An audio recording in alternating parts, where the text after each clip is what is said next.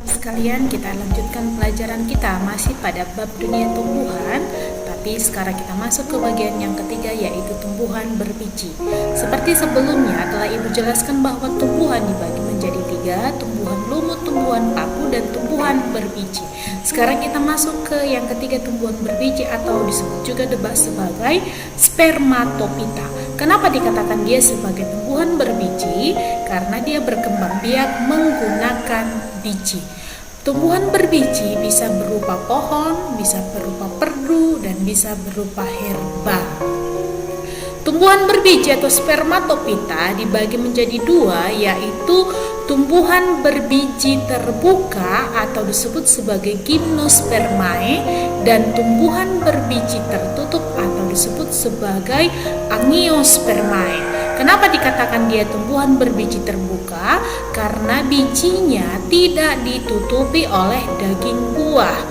Gymnospermae memiliki ciri-ciri biji tidak terlindungi oleh daging buah dan bijinya terdapat pada strobilus. Jadi, tumbuhan gymnospermae ini pada umumnya belum memiliki bunga yang sebenarnya, maka biasanya dia menggunakan atau berkembang biak menggunakan strobilus ini, strobilus. Pernahkah kamu memperhatikan ketika kamu pergi ke pantai, jika ada pinusnya kamu menemukan yang seperti ini? Maka inilah yang kita sebut sebagai strobilus, dan inilah yang digunakan sebagai alat perkembangbiakan daripada tumbuhan berbiji terbuka. Yang berbentuk seperti ini strobilus betina, yang berbentuk seperti ini agak mekar strobilus jantan, lebih kecil dia ya. Kita lanjutkan berikutnya. Sekarang kita lihat bagaimanakah cara daripada tumbuhan gymnospermae melakukan perkembangbiakan. Misalkan Ibu ibaratkan ini adalah satu pohon pinus. Di dalam pohon pinus itu ada strobilus betina, ada strobilus jantan. Itu dia kan? Kita perbesar. Ibu berangkat dari strobilus betina dulu. Strobilus betina ini itu kalau dia dibelah, di dalamnya akan kita temukan yang dinamakan dengan ovulum. Lalu ovulum itu akan di dalam ovulum itu akan terjadi pembelahan dan terdapatlah di dalamnya megaspora. Lalu hingga akhirnya terdapatlah membelah lagi, didapatkanlah di dalamnya nanti ada yang dinamakan dengan sel telur. Itu dia ya, sel telur. Sedangkan jantannya itu akan mengalami pembelahan, lalu mengalami meiosis, membentuk mikrospora hingga akhirnya serbuk sari. Maka jika mau terjadi perkembangbiakan, misalkan jatuhlah serbuk sari ini ke sini, ke si strobilus betina tadi, masuk dan tepat dia akan masuk mendapatkan si ovum. Lalu terjadilah yang dinamakan dengan fertilisasi atau peleburan antara sperma dan ovum, maka terbentuklah yang dinamakan dengan zigot. Lalu zigot itu akan berkembang menjadi embrio, dan embrio itu akan menjadi biji, membentuk biji di dalam si strobilus betina. Maka jika strobilus betina ini sudah kering, nanti kan dia seperti bunga masih tertutup. Kalau dia sudah mulai agak terbuka, nanti akan terbuka begini, biji itu jatuh ke tanah, maka akan berkembanglah lagi dia menjadi tumbuhan pinus yang kecil sehingga menjadi dewasa. Lalu ketika sudah dewasa menghasilkan strobilus betina dan strobilus jantan lagi. Strobilus jantan menghasilkan serbuk sari, strobilus betina menghasilkan ovum, terjadi fertilisasi, menghasilkan zigot menjadi embrio menjadi biji di dalam strobilus betina. Biji pun akhirnya jatuh ke tempat yang sesuai, tumbuh menjadi tumbuhan pinus yang kecil. Begitulah terus menerus. Maka ini sering juga disebut sebagai pembuahan tunggal. Pembuahan di mana satu sperma membuahi satu ovum, mengalami fertilisasi, membentuk satu zigot. Sering disebut sebagai pembuahan tunggal. Itu dia ya. Contoh-contoh gimnospermae. Ini namanya kikas rumpi atau pakis haji. Pakis haji dari kikas, lalu pinus atau konifera, lalu melinjo,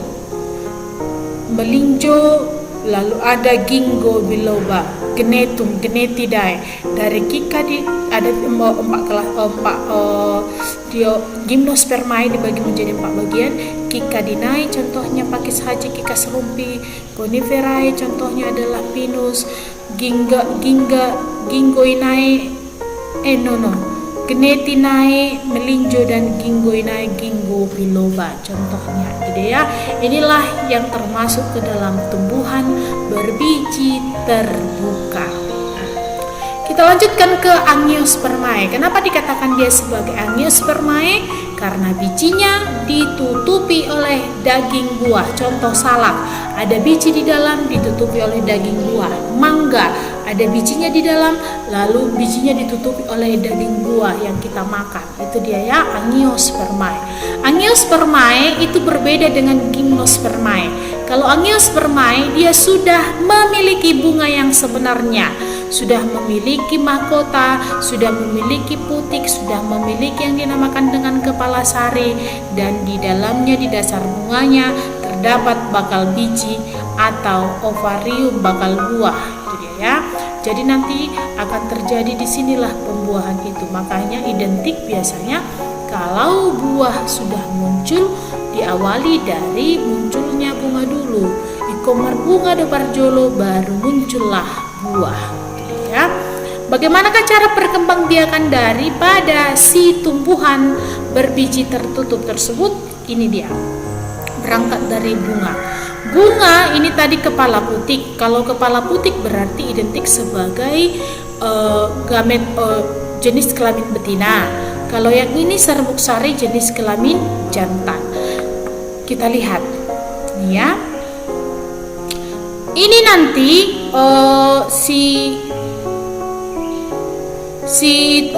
di pangkalnya ini nanti akan terjadi pembelahan secara meiosis. Maaf, ibu salah, ini serbuk sari ya, ini dari serbuk sari, pembelahan meiosis, sehingga hasil dari pembelahan meiosis itu ditemukanlah begini. Ada serbuk sari, ada yang dinamakan dengan serbuk sari 1 dan sperma 1 atau sperma 2, inti generatif 1 dan inti generatif 2. Inti generatif 1 disebut juga sebagai sperma 1, inti generatif 2 disebut juga sebagai sperma 2. Sedangkan putiknya ini, di dalam putiknya ini ada dua yang dinamakan dengan inti kandung lembaga, dan ini dinamakan dengan ovum. Ovum selalu berada di dekat mikrofil. Maka jika terjadi penyerbukan artinya jatuhnya serbuk sari di atas kepala putik. Jika jatuh masuklah si serbuk sari itu tadi, serbuk sari kan tadi ada 2 intinya, masuk dia ke dalam. Maka inti generatif 1 akan membuahi yang dinamakan dengan ovum, dan inti generatif 2 akan membuahi yang dinamakan dengan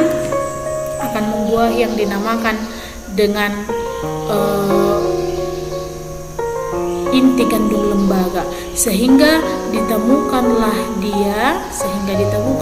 yang dinamakan dengan zigot dan endosperma.